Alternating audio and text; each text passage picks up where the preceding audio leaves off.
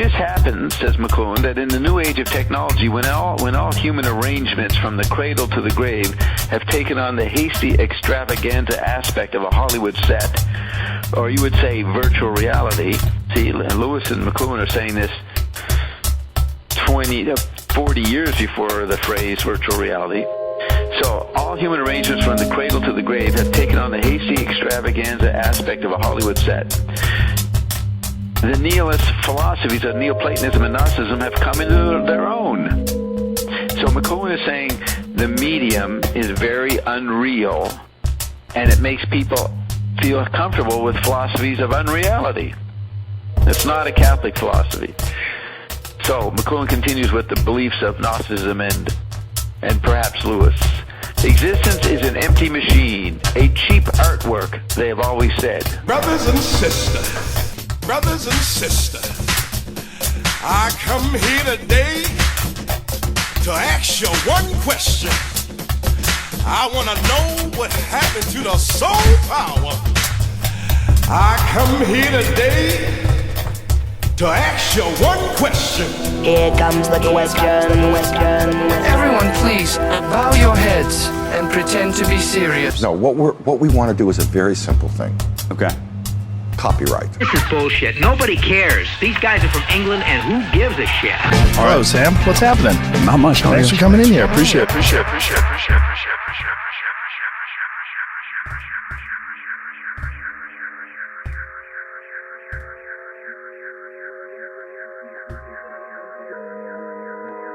National level and the international level. I'm the chair of the IP subcommittee of the Judiciary Committee. In June and July, we will be having hearings on the impact of AI on patents and copyrights. You can already tell from the questions of others, there'll be a lot of interest. I look forward to following up with you about that topic. I know, Mr. Chairman. I look forward to helping as much as possible. Thank you very much. Thanks, Senator Coons. Senator Kennedy. Thank you all for being here. Permit me to share with you 3 hypotheses that I would like you to assume for the moment to be true. Hypothesis number 1, many members of Congress do not understand artificial intelligence.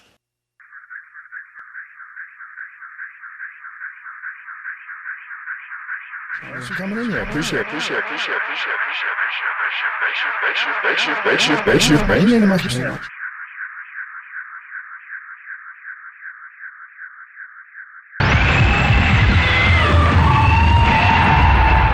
Thank you very much.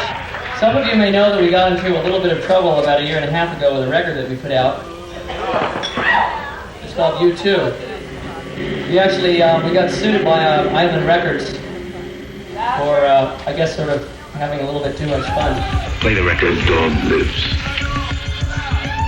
I can't get no satisfaction. I'm trying to make some girl sock it to me, baby. A mountain peak draped with snow. 5 pointed stars form a ring around it. A logo appears. Paramount, a Gulf and Western company.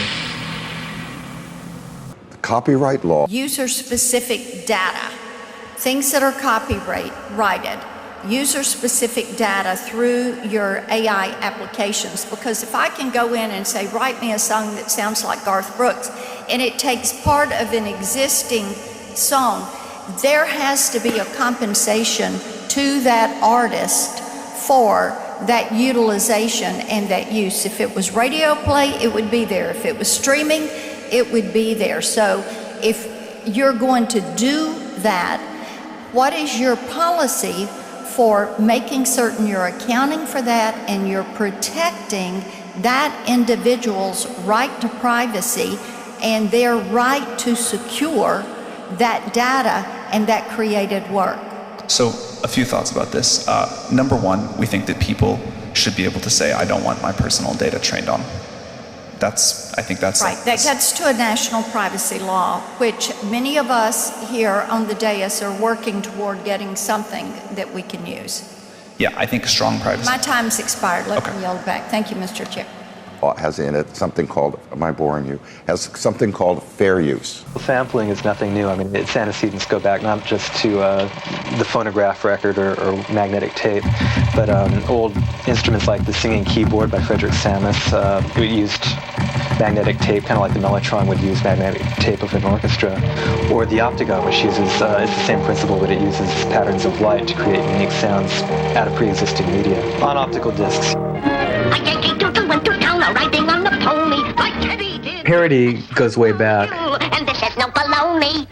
There's Yankee Doodle Dandy and Star Spangled Banner, songs which were derived from old British tunes that were parodies, in fact, of the British during American colonial revolutionary times. All the way up through Spike Jones, Carl Stallings, Buchanan and Goodman Flying Saucer record parodies.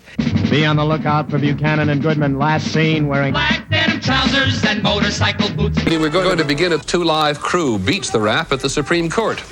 In a unanimous verdict, the court has ruled that owners of a copyright do not have a blanket right to prevent others from making fun of the original words and lyrics. Here's our law correspondent, Tim O'Brien. Right. Fair use means that you can take an excerpt something, and not pay for it. Fair use needs to be redefined. In 1964, Roy Orbison had a smash hit called Pretty Woman. Pretty woman, walking down the street, pretty woman, kinda like me. The question for the court was whether the owners of the song's copyright had an absolute right to stop this raucous rap group, 2 Live Crew, from poking fun at the original hit and cashing in on the melody. Big hairy woman, you need to shave that stuff. Big hairy woman, you know I bet it's tough. Today, the Supreme Court ruled unanimously that such parodies may be fair use and exempt from federal copyright laws. Justice David Souter said that parody, like less humorous forms of criticism, can provide social benefit and must be tolerated. You shouldn't have to get permission for a parody, actually. Well, that's what fair use is about. You shouldn't have to. No, people don't. Does Mad Magazine get permission to do a parody of the airport movies or something? No, they don't. Does Saturday Night Live get permission? No, they don't. Right. Because they couldn't. Yeah, exactly. They couldn't. You know, if parody were subject to prior approval, no way would you do parody. No, when you start to rearrange and recombine things in a collage form, practically no one's going to give you permission, because you're going to change what they're doing. You're going to change what they're saying, which is what we like to do. Because what they have done is sucked up everything.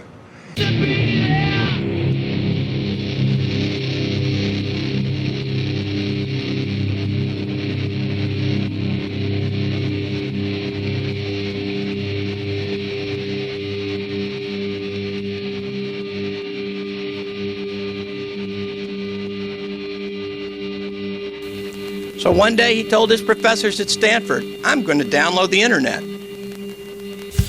And then I'm going to figure out a better way to search. And they laughed at him. You're going to do what? You're going to download the internet?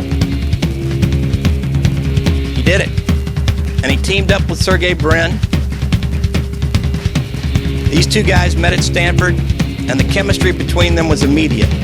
And I don't mean in the kind of cordial manner most of you might assume.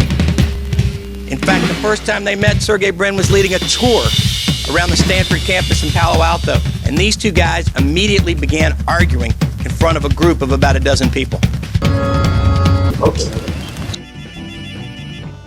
The discovery of the alphabet will create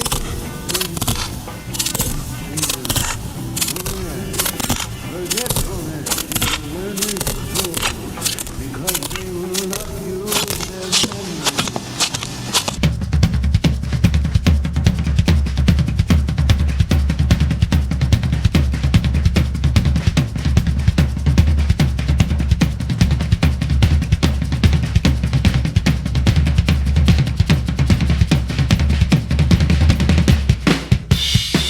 And that violates, we believe, the base of the copyright law. All we want to do is establish that there is no such thing as fair use for AI, which gives us standing. Right. Once we have standing, then, depending upon how this works out over time, there is at least status. Right now, we have no status. And technologically speaking, a residuals program like this would be a tall order. An AI system would have to track every specific piece of its training data and then be able to determine which of those pieces of data influenced any given output generated and to what degree. On top of that, each of those pieces of data would have to be attributed to a verified human or set of humans, and there would need to be a channel of payment for those humans to receive their residuals. We did something a little bit like this at my company, Hit Record, producing pieces of art and entertainment with sometimes thousands of online collaborators and paying each contributing artist.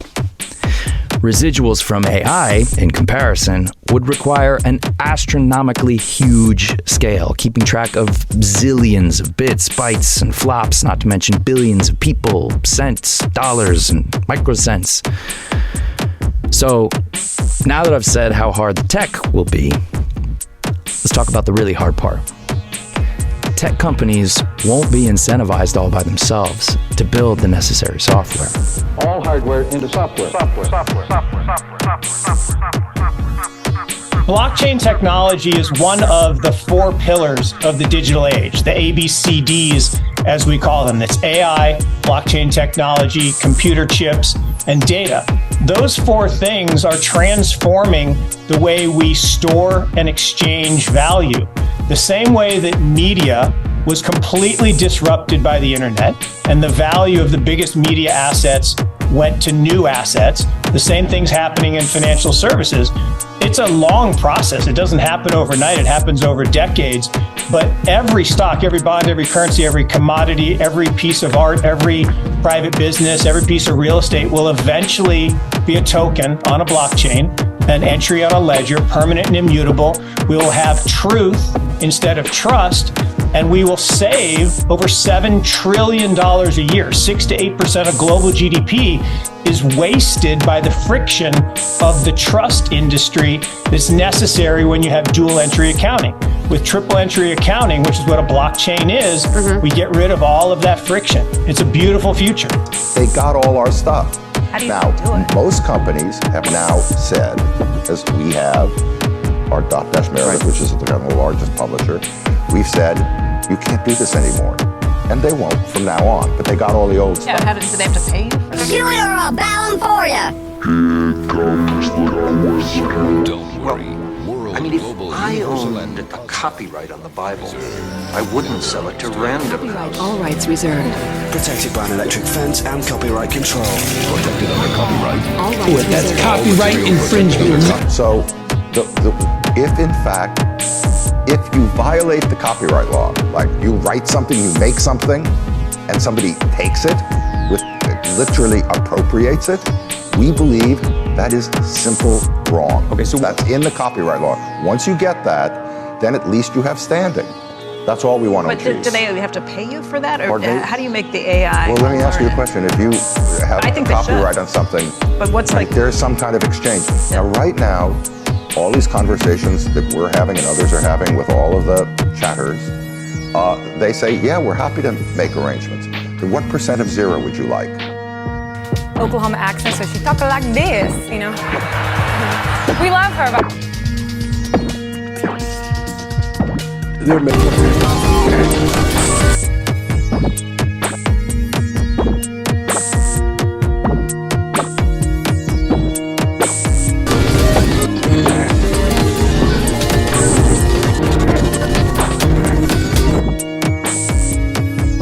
be among the things we're looking at, just in terms of improving the bottom line of the company and basically managing a business to maximum results. One possibility is that we do some licensing.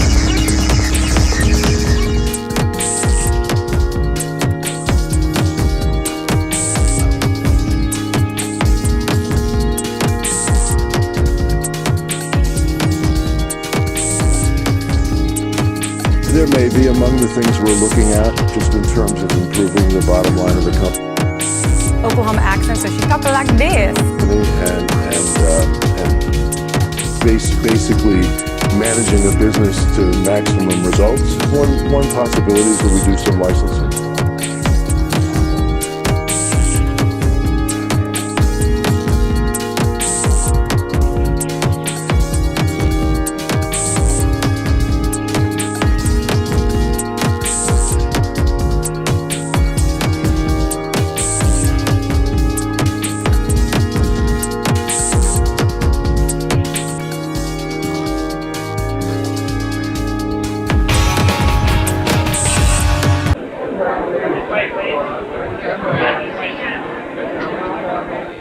Yes. Peter's a fine name. What do you want for Christmas, Peter? I want a fountain just like the big ones, only smaller. It has a rose. It's got 12 water, and I won't do it in the house. I'll only do it in the backyard. I promise. Macy's ain't got me. Nobody's got me. Well, Peter, I can tell you're a good boy. You'll get your fire engine. Oh, thank you very much. You see? I told you he'd get me one. That's fine. That's just dandy. Listen, you wait over there. Mama wants to thank Santa Claus, too. And listen, what's the matter with you? Don't you understand English? I tell you, Macy's ain't got me. Nobody's got me. I've been all over. My feet are killing me. Fine thing, promising the kid. Now, you don't think I would have said that unless I'm sure, do you? You can get those fire engines at Schoenfeld's on Lexington Avenue. Only $8.50, a wonderful bargain. Schoenfeld? I don't get it. Oh, I keep track of the toy market pretty closely. Does that surprise you, sir? Surprise me. Macy's sending people to other stores. Are you kidding me? Well, the only important thing is to make the children happy. And whether Macy or somebody else sells the toy doesn't make any difference. Don't you feel that way? Huh? Oh, me? Oh, yeah, sure. Well, I didn't know Macy's did. Well, as long as I'm here, they do. Let's talk about corporate influence in the media. And before I do, I am very aware that we're extremely lucky here on HBO. We don't have advertisers.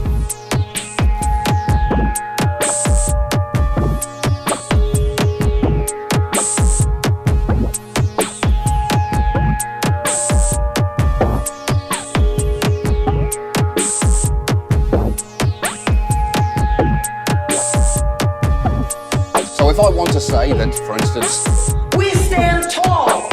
You have to wake up and smell the coffin. Systems and basically create more robust systems. Send to the package as a direct personal service. This is where we're heading under electronic information conditions, products, and because there's no. Well, that's what I was going to ask you. So you've had conversations with Sam Altman, who's a friend of yours. Yeah. Who's also on the board of Expedia. Well, he was. Was on the board of Expedia. So here's Sam Altman. We let him off.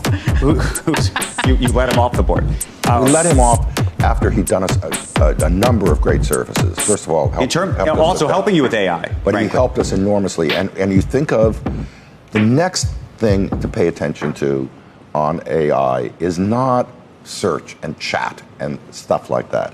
It's when it goes from research to action, when it can autonomously get things done for you. Right. Think of travel, being able to say, I want to go to Istanbul. It knows enough about you, enough about all of your preferences. We have cracked the code on something.